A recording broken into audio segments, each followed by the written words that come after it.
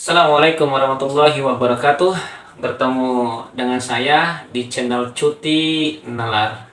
Tajamkan nalar kita, berkritislah dengan baik. Apa saja kita kritisi, tapi dengan baik dan dengan lapang dada, dengan literasi dan referensi yang sangat baik. Tentunya pada kesempatan ini saya ingin cerita dulu ya sebelum dimulai pembahasannya. Ketika saya mengisi pengajian dengan para santri di kitab Irsyadul Ibad, tiba-tiba saya membaca teks sebuah hadis. Itu hadisnya dari Imam Bukhari, diriwayatkannya dari Ibnu Abbas sih, tapi diriwayatkan oleh Al-Imam Bukhari, yang berbunyi Ani bin Abbasin qala Rasulullah sallallahu alaihi wasallam. Dari Ibnu Abbas bahwasannya baginda Nabi Muhammad sallallahu alaihi wasallam bersabda, man baddala dinahu faqtuluhu. Kata Nabi, barang siapa yang mengganti, yaitu mengganti agama, pindah ke agama lain, faqtuluhu, maka bunuhlah ia. Apalagi konteks faqtuluhu ini menggunakan fi'il amr ya. Maka bunuhlah ia yang login ke agama lain. Tadinya dia Islam, pindah ke agama lain, maka perintahnya hadis ini faqtuluhu, maka bunuhlah. Pertanyaannya, karena Islam itu agama yang rahmatan lil alamin, aslin taslam, kata Nabi, masuklah Islam maka kamu akan selamat, gitu kan. Agama Islam itu agama yang penuh kasih sayang, karena ajaran Nabi sendiri yang memformat, mengajarkan umatnya untuk berbuat kasih sayang. Takhallaku akhlakar rahman, takhallaku akhlak rahmanur rahim. Berakhlaklah kalian seperti akhlaknya Tuhan yang penuh kasih sayang, penuh pengasih dan kasih sayang. Oke, bagaimana memahami hadis ini? Ketika santri itu berbicara bagaimana memahami hadis ini? Hadis ini begitu keras. Apakah artis-artis yang murtad? Atau kalau saya punya temen nih, kemudian teman saya pindah agama, apakah harus dibunuh? Yang tadinya dia Islam login ke agama lain, apakah harus dibunuh? Nah, sebenarnya hadis ini nih perlu kita lihat lagi, kita renungkan lagi. Saya itu sependapat dengan Syekh Ali Jum'ah dan Syekh Muhammad Saltut untuk memahami kitab hadis yang man baddala dinahu faqtuluhu itu. Yang pertama, Syekh Ali Jum'ah ya, dalam kitabnya Al-Bayan ya, 5 Yushgilu Al-Adhan. Kemudian ada lagi kitab Syekh Muhammad Saltut ya, dengan karyanya Al-Islamu Aqidatan wa Syari'atan. Oke.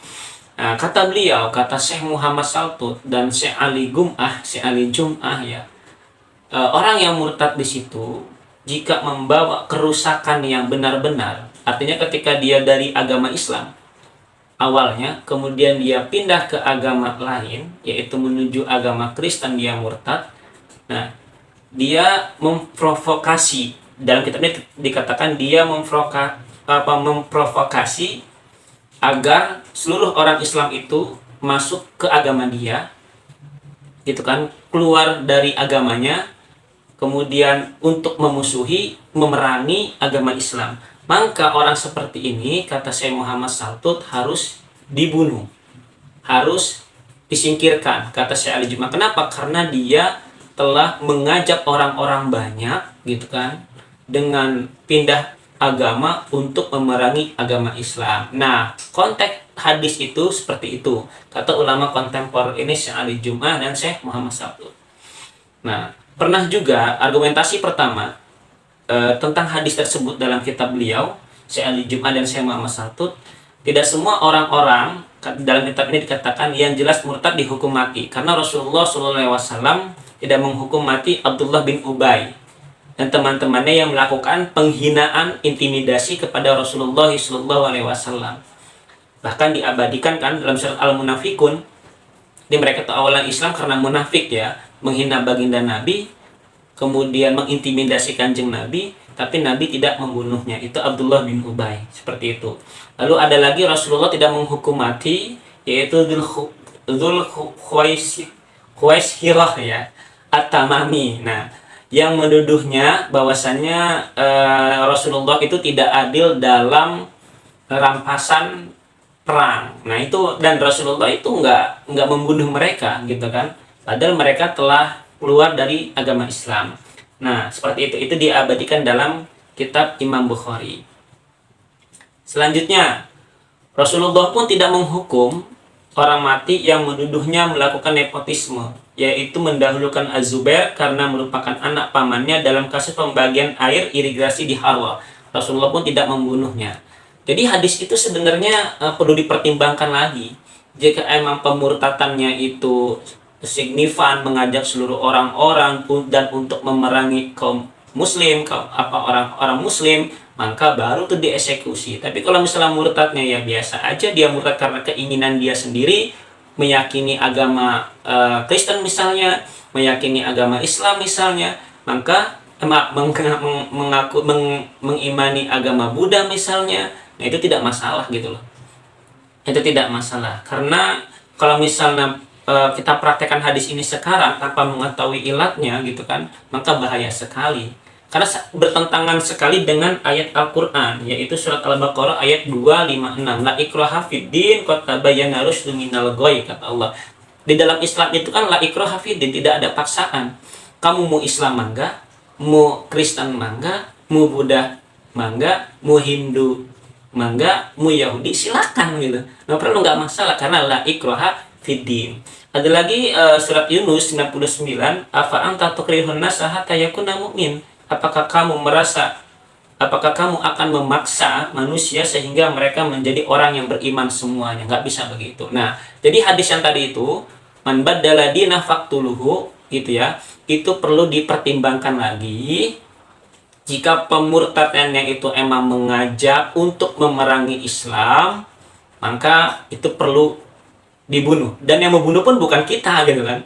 Yang membunuh pun itu bukan kita nanti, tapi orang-orang yang baik, orang-orang yang soleh, pemimpin kita. Nggak bisa kita sewenang-wenangnya untuk membunuh gitu kan. Dibunuh ketika dia emang untuk mengajak orang muslim masuk agama Kristennya, lalu kemudian meneror dan memerangi Islam. Oke. Ada nggak sih dosanya? Jelas ada. Dalam Al-Quran, orang yang murtad itu dalam agama Islam itu berdosa. Apa ayatnya? Wa may yartad minkum andini fayamut fahuwa kafir. Ini Al-Baqarah ya teman-teman, 217. Barang siapa yang murtad minkum dari kalian, kata Allah, andinihi dari agamanya, artinya dia keluar dari tadinya Islam kemudian menuju agama lain, fayamut, kemudian dia mati, wahuwa kafir, maka dia statusnya dikatakan kafir. Faulaika habitat a'maluhum, mereka terhapus amal-amal mereka. Di ibadah mereka yang waktu dalam agama Islam dulu itu terhapus gitu kan, di dunianya, wal akhirah, dan akhirat. Wa ulaika ashabun nari hum fiha khalidun, dan mereka di sini dalam Al-Qur'an dikatakan penghuni neraka, hum fiha khalidun, mereka kekal di dalamnya. Nah, seperti itu teman-teman cara melogikakan, memahami hadis. Jadi hati-hati, jangan sampai membaca Al-Quran dan hadis itu secara tekstual. Hanya para ulama lah yang mampu untuk memahami dan beristihad. Ayo gunakan nalar kita, jangan sampai menjadi cuti nalar. Assalamualaikum.